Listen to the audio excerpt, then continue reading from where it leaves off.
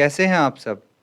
ICT virtual classroom में आप सबका स्वागत है। मैं विकास। आज हम कक्षा 7 का मैथ्स करेंगे बच्चों। चैप्टर हमारा है लाइन्स एंड एंगल्स, तो उसी चैप्टर को हम कंटिन्यू करेंगे। हमने अभी तक इस चैप्टर में जो सीखा है बच्चों, वो है कि different type of angles angles कौन से प्रकार के होते हैं, जैसे acute angle, obtuse angle, right angle, straight angle, reflex angle. ये सब हमने सीखा है कि क्या होते हैं। फिर उसके बाद हमने एक कॉम्प्लीमेंट्री एंगल्स और सप्लीमेंट्री एंगल्स के बारे में जाना है, कैसे पता लगाते हैं। इनके ऊपर कुछ क्वेश्चंस भी अभी तक हमने किए हैं। अब जो आगे करेंगे बच्चों, वो है कुछ और टाइप के हम एंगल्स करेंगे। तो चलिए स्मार्ट बोर्ड पे चलते हैं और स्टार्ट करते हैं। तो बच्चों, जो आपका चैप्टर है रेखा एवं कोण, उसके अंदर अभी तक उसके अंतर्गत हमने जो जो किया है वो है अलग अलग प्रकार के कोण। तो अब जो हम सीख रहे हैं, कर रहे हैं, उसमें बच्चों पहला तो आपने जो सीखा है वो है पूरक कोण। पूरक कोण, या फिर इसको आप बोल सकते हैं कॉम्प्लीमेंट्री एंगल। जो दूसरा हमने सीखा है वो है समपूरक कोण। समपूरक कोण।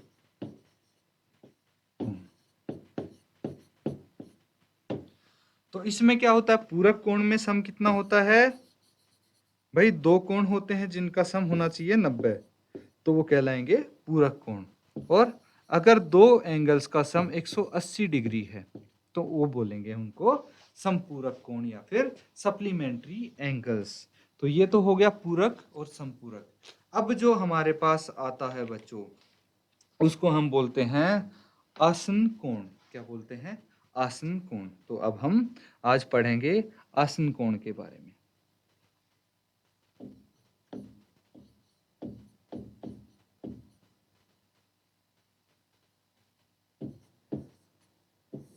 आसन कोण, इसको इंग्लिश में बोलते हैं बच्चों एडजेसेंट एंगल्स। क्या बोलते हैं?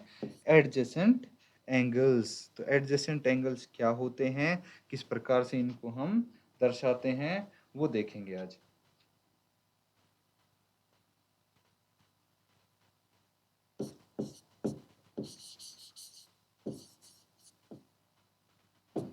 Adjacent angles. एडजेसेंट एंगल्स में बच्चों अगर बात की जाए तो इनकी कुछ प्रॉपर्टीज होती हैं। क्या होती हैं?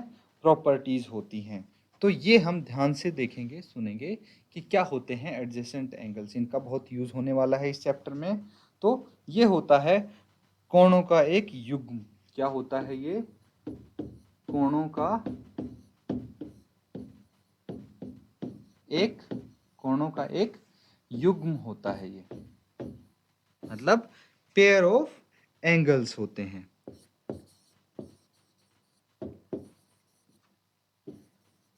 पेयर ऑफ एंगल्स होते हैं।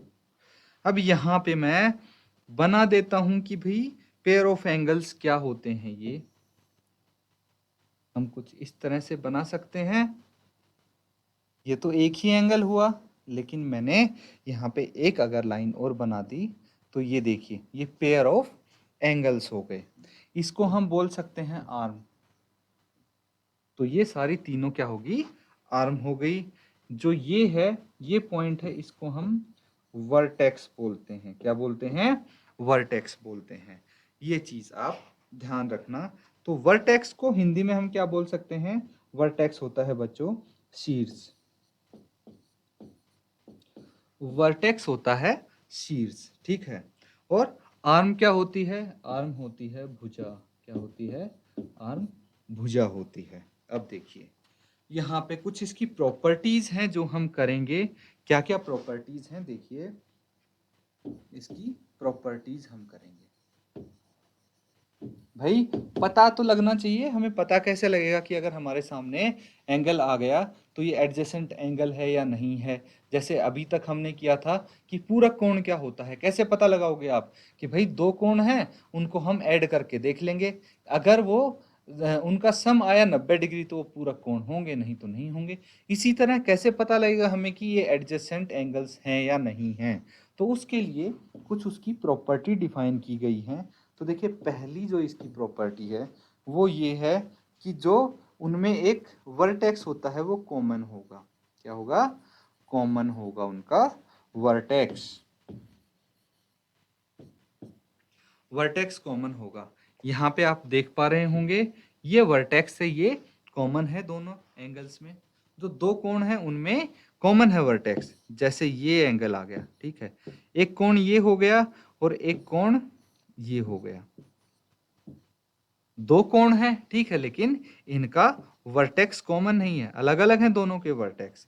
तो ये एडजेसेंट एंगल्स नहीं हो सकते। बस यही बता रहे हैं कि जो भी एडजेसेंट एंगल होते हैं उनका वर्टेक्स कॉमन होना चाहिए। कॉमन मतलब उभयनिष्ठ। उभयनिष्ठ शीर्ष होना चाहिए। उभयनिष्ठ शीर्ष हो जाएगा, ठीक है। दूसरी प्रॉपर्टी इसकी है कि भाई जो आर्म होती है वो भी कॉमन होनी चाहिए। कॉमन आर्म, कॉमन आर्म होनी चाहिए, या फिर आप बोल सकते हैं उभयनिष्ठ भुजा। तो ये जो भुजा है ये देख सकते हैं कि दोनों कोणों की कॉमन भुजा है, कॉमन आर्म है। क्योंकि अगर इस एंगल की बात करें तो इसमें भी ये आर्म यूज हो रही है, और अगर इस एंगल की बात करें तो इसमें भी ये भुजा यूज हो रही है। मतलब दोनों में एक भुजा कॉमन है। तो ये होता है एडजेसेंट एंगल्स की प्रॉपर्टी। आप किस तरह से पहचानेंगे भाई कि दो एडजेसेंट एंगल्स हैं? एक तो उनका वर्टेक्स कॉमन होगा, दूसरा उन दोनों में एक भुजा कॉमन होगी, आर्म कॉमन होगी। तो इस तरह से आप पता लगा सकते हैं कि ये एडजेसेंट एंगल्स हैं। एक चीज और है, एक प्रॉपर्टी और है जिसकी मदद से आप पता लगा सकते हैं कि वो है non common arm on either side. मतलब non common arm, non common arms on either side. मतलब क्या हुआ बच्चों कि जो दोनों तरफ, देखिए दोनों तरफ, एक तो इस तरफ और इस तरफ, ये जो दो आपको आर्म्स दिख रही हैं, भुजाएं दिख रही हैं, ये कॉमन नहीं है, ये नॉन कॉमन है। तो ये भी एक इसकी प्रॉपर्टी में आएगा कि भाई दोनों साइड क्या होगा, नॉन कॉमन आर्म्स यहाँ पे होंगी। इसको आप लिख सकते हैं उभयनिष्ठ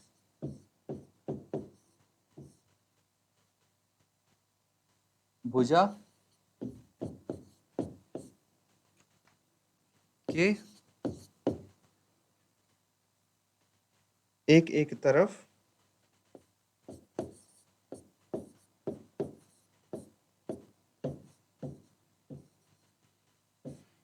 क्या होंगी, नॉन कॉमन आर्म्स होंगी। क्या होंगी? नॉन कॉमन आर्म होंगी, नॉन कॉमन आर्म्स होंगी, ठीक है। तो ये इसकी प्रॉपर्टी है जिससे आप पता लगा सकते हैं कि भाई ये एडजेसेंट एंगल है या नहीं है। अब देखिए यहाँ पे हम एक एग्जांपल करते हैं।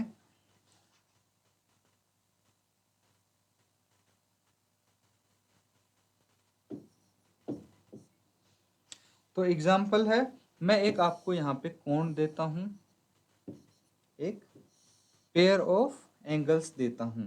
आपको यहाँ पे बताना है कि भाई ये एडजेसेंट एंगल्स हैं या नहीं हैं। ये तो एंगल 1 हो गया और ये एंगल 2 हो गया। तो इसमें देखिए आप चेक करके मुझे बताइए कि क्या ये एडजेसेंट एंगल्स हैं या नहीं हैं।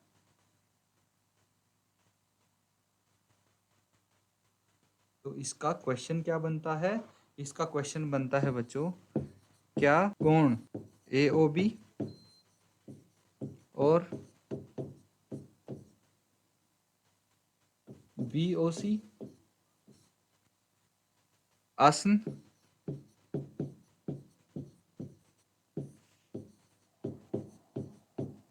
कोण है?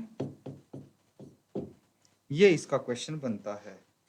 तो आप क्या करेंगे, तीनों प्रॉपर्टी चेक करेंगे। अगर तीनों प्रॉपर्टी सेटिस्फाई होती हैं तो आप बोलेंगे कि यस, अगर नहीं होती तो आप बोलेंगे नो। तो यहाँ पे देखिए पहली प्रॉपर्टी क्या है कि भाई इनका एक कॉमन वर्टेक्स होना चाहिए। क्या आपको लगता है इनका कॉमन वर्टेक्स है? लगता क्या, ये तो दिख ही रहा है यहाँ पे कॉमन वर्टेक्स है। दूसरा, इनकी एक कॉमन आर्म होनी चाहिए। तो देखिए दोनों में कॉमन आर्म यूज हो रही है, ओ बी बी ओ, ठीक है। ये ओ बी क्या है, ये कॉमन आर्म है बच्चों। अब तीसरी जो प्रॉपर्टी है, नॉन कॉमन आर्म्स, दोनों तरफ देखिए मेरे को नॉन कॉमन आर्म्स दिख रही हैं, एओ और सीओ नॉन कॉमन आर्म्स हैं। तो तीनों प्रॉपर्टी सेटिस्फाई कर रहे हैं, इसलिए आप बोलेंगे कि हाँ ये क्या है, एक आसन कोण है बच्चों, ठीक है। तो इस तरह से आप पता लगा सकते हैं कि एडजेसेंट एंगल है या नहीं है। इसको नोट डाउन कर लीजिए आप।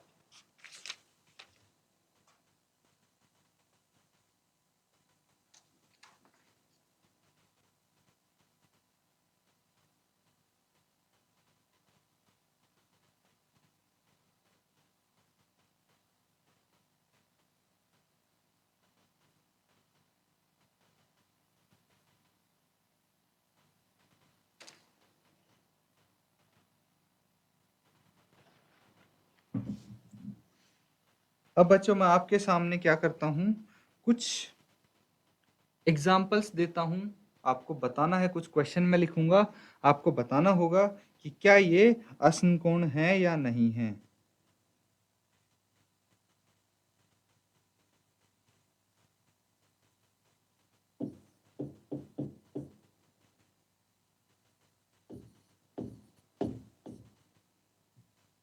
क्या एक और जो कोण है उनकी मैं नंबरिंग करूंगा, एक और दो, तो आप बोल सकते हैं क्या एक और दो से अंकित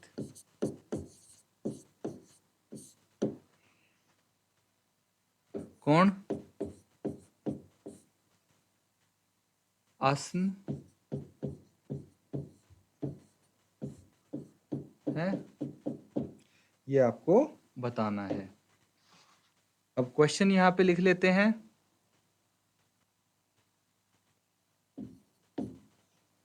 सबसे पहला है देखिए,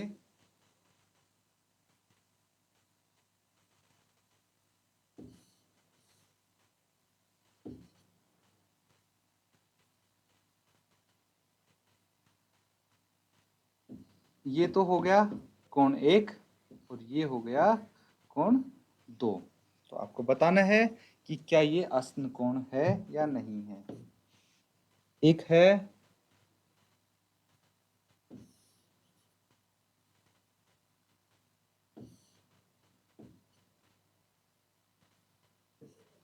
ये, एक है और ये दो हैं।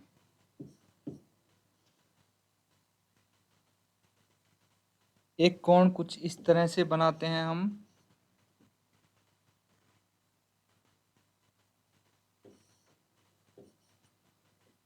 ये कोण एक हो गया और ये दूसरा हो गया, ठीक है। एक और यहाँ पे एग्जांपल हम लेते हैं, एक और क्वेश्चन लेते हैं यहाँ पे।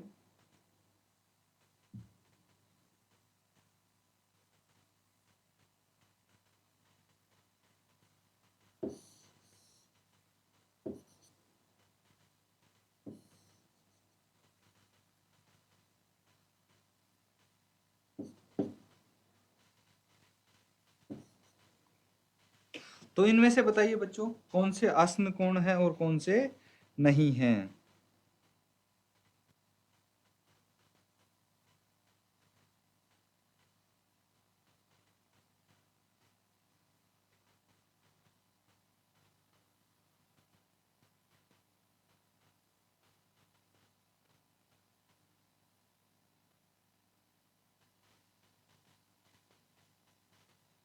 तो बच्चों सबसे पहले वाले से स्टूडेंट्स हम स्टार्ट करते हैं। पहले पार्ट ए में देखिए यहाँ पे कि प्रॉपर्टीज को हम पहले देखना शुरू करेंगे, याद करना शुरू करेंगे कि भाई इनकी प्रॉपर्टीज सेटिस्फाई होती हैं या नहीं। तो सबसे पहली बात है कि कॉमन वर्टेक्स होना चाहिए। कॉमन वर्टेक्स है तो पहली प्रॉपर्टी सेटिस्फाई हो गई। अब दूसरा है कॉमन आर्म होना चाहिए। तो देखिए कॉमन आर्म है दोनों में, क्योंकि एंगल पहला एंगल है इसमें भी ये वाली कॉमन है और दूसरा एंगल है इसमें भी ये आर्म कॉमन है, तो दूसरी प्रॉपर्टी भी सेटिस्फाई हो गई। अब नॉन कॉमन आर्म एक एक तरफ हैं तो ये भी सेटिस्फाई होगी, तो आप बोल सकते हैं यस हाँ ये एक असमकोण है। अब दूसरे वाला देखिए, पहला एंगल ये है दूसरा ये है, तो इन दोनों का जो वर्टेक्स है वो कॉमन है और जो आर्म है वो भी कॉमन है और नॉन कॉमन आर्म भी यहाँ पे प्रेजेंट है, तो आप बोल सकते हैं हाँ ये असमकोण है। तीसरे वाला देखिए, इसमें सबसे पहली प्रॉपर्टी कि भाई वर्टेक्स कॉमन होना चाहिए। वर्टेक्स तो मुझे कॉमन दिख ही नहीं रहा, एक वर्टेक्स ये है और एक ये है, दो वर्टेक्स अलग अलग हो गए, तो इसीलिए ये पहली प्रॉपर्टी सेटिस्फाई नहीं करा, तो बाकी क्या चेक करेंगे हम, सीधा लिख देंगे नो ये एडजेसेंट एंगल्स नहीं हैं। इसी तरह इनमें देखिए ये आपके एडजेसेंट एंगल्स हैं, क्यों? क्योंकि वर्टेक्स सेम है, कॉमन आर्म है और नॉन कॉमन आर्म्स हैं। तो इस तरह से हम कर सकते हैं बच्चों।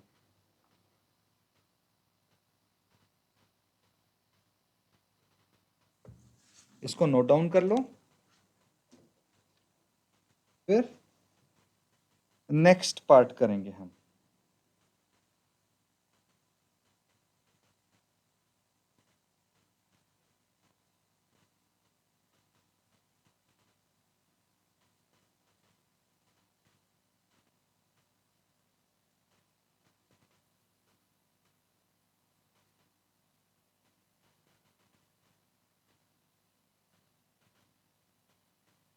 तो बच्चों अब हम जो टॉपिक करने जा रहे हैं वो है लीनियर पेयर, यानी रैखिक युग्म इसको हम बोल सकते हैं।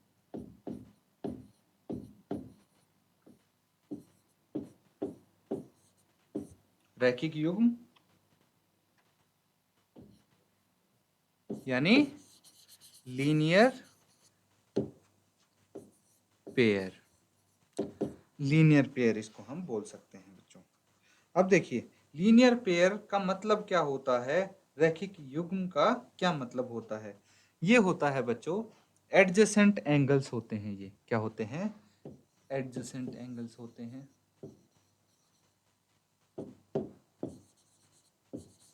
एडजेसेंट एंगल्स तो होते ही हैं, लेकिन एक चीज और आ जाती है इसमें कि इन दोनों का जो सम होता है विद सम 180 डिग्री, इन दोनों का जो योग होगा वो 180 डिग्री होना चाहिए। तो एडजेसेंट एंगल्स का तो अब हमें आसानी से पता लग जाता है कि भाई कौन से एडजेसेंट एंगल्स होते हैं, लेकिन हमें अगर लीनियर पेयर होना चाहिए, रैखिक युग्म होना चाहिए, तो उसमें एक चीज और ऐड ऑन होनी चाहिए, और वो क्या होनी चाहिए? वो ये कि उनका सम भी 180 होना चाहिए। ठीक है, जैसे मैं एक आपके लिए यहाँ पे लीनियर पेयर बनाता हूं। अगर मैं बोलूं कि भाई ये दो एंगल हैं, एक है 90 डिग्री, 90 डिग्री तो ये नहीं होगा, एक है मान लो 60 डिग्री, तो दूसरा है 120 डिग्री। तो ये दोनों क्या हैं? ये लीनियर पेयर हैं, क्योंकि ये दोनों एडजेसेंट एंगल्स तो हैं ही। देखिए कॉमन इनकी आर्म है, कॉमन वर्टेक्स है और नॉन कॉमन दो आर्म्स हैं, तो ये एडजेसेंट एंगल्स तो हैं ही, आसन कोण हैं। उसके साथ साथ इन दोनों को अगर हम ऐड करेंगे 60 प्लस 120 डिग्री, तो ये 180 डिग्री होगा। तो ये हो गया लीनियर पेयर आसन कोण, लीनियर पेयर हो गया यानी रैखिक युग्म। बस इतना सा है ये।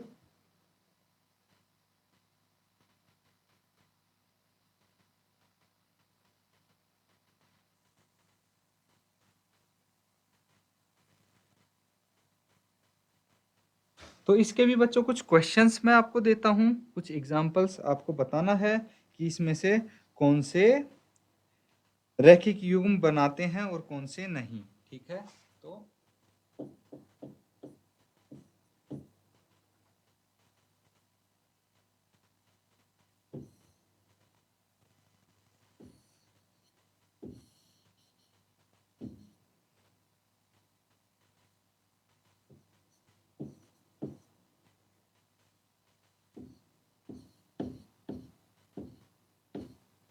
ये बताना है आपको कि ये रैखिक युग्म है या नहीं है।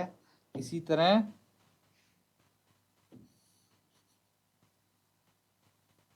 एक ये हो गया,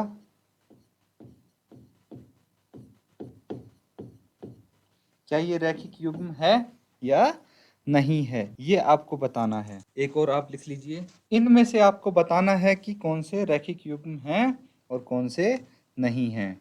तो देखिए, सबसे पहले हम चेक करेंगे कि क्या ये एडजेसेंट एंगल्स हैं। इनका एक कॉमन वर्टेक्स है, कॉमन आर्म है और नॉन कॉमन आर्म्स भी हैं, यानी ये एडजेसेंट एंगल तो है। अब हम उनके एंगल्स का सम करके देखेंगे। एक तो 90 डिग्री है और दूसरा है 60 डिग्री का। तो इन दोनों का अगर हम योग करेंगे तो कितना आ जाएगा? ये आ जाएगा बच्चों 150 डिग्री।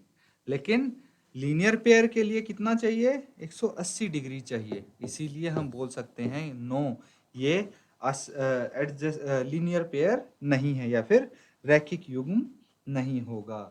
दूसरा आप देख लीजिए, ये एडजेसेंट एंगल तो है, प्लस 140 और 40 को अगर हम ऐड करेंगे तो 180 आ जाता है, यानी कि इन दोनों एंगल्स का सम भी 180 है। तो ये बोल सकते हो कि लीनियर पेयर है। यहाँ पे देखेंगे तो ये एडजेसेंट कौन एंगल ही नहीं है, क्योंकि दोनों के वर्टेक्स अलग अलग हैं। तो आगे हम कुछ चेक ही नहीं करेंगे, सीधा लिख देंगे no, they are not linear pair, वो रैखिक युग्म नहीं है। अब बच्चों इसको नोट डाउन कर लो आप।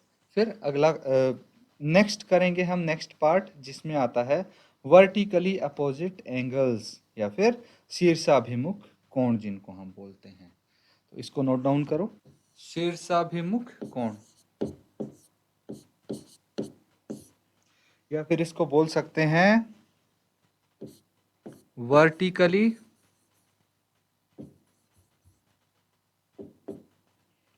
ऑपोजिट,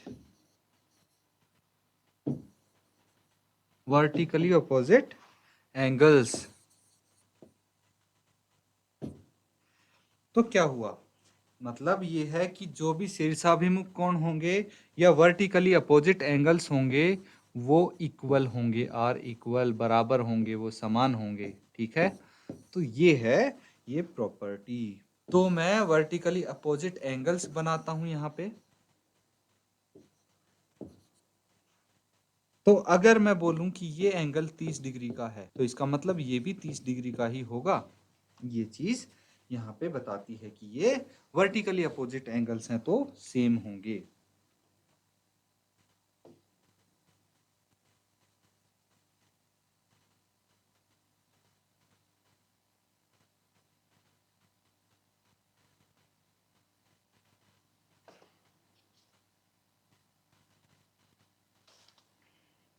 तो यही है, वर्टिकली अपोजिट एंगल में कुछ ज़्यादा खास नहीं है।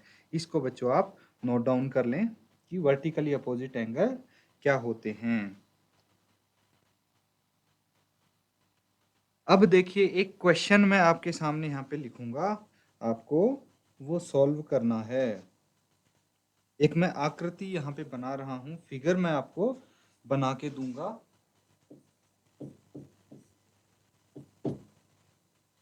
और इसमें आपको पहचान करनी है कि भाई आसन कौन कौन से हैं, शीर्षाभिमुख कौन कौन से हैं और रैखिक युग्म कौन से हैं।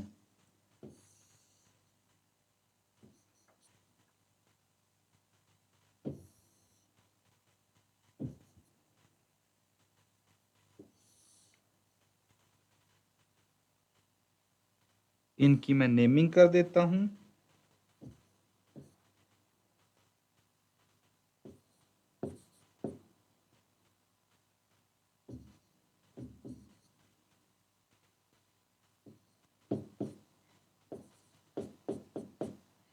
ये हैं इनके नाम।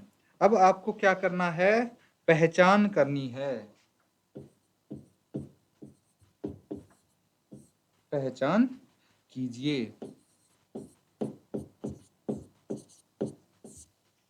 पहचान कीजिए कि आसन कोणों के युग्म कौन से हैं।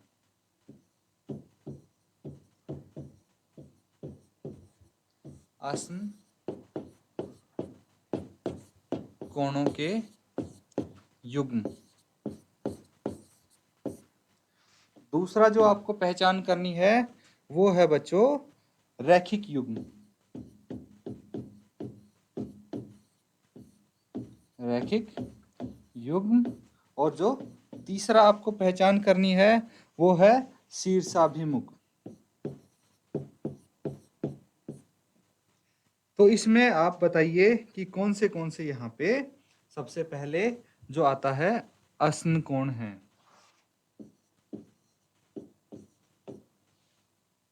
तो देखिए आसन कोण के लिए हमें देखना है कि एडजेसेंट एंगल्स कौन से हैं। हम शुरू करते हैं यहाँ से। तो अगर ए ओ डी और डी ओ बी की बात करें, angle A O D, angle A O D और एंगल डी ओ बी, ये देख सकते हैं एक तो ये एंगल और एक ये एंगल, ये दोनों क्या हैं एडजेसेंट एंगल्स हैं।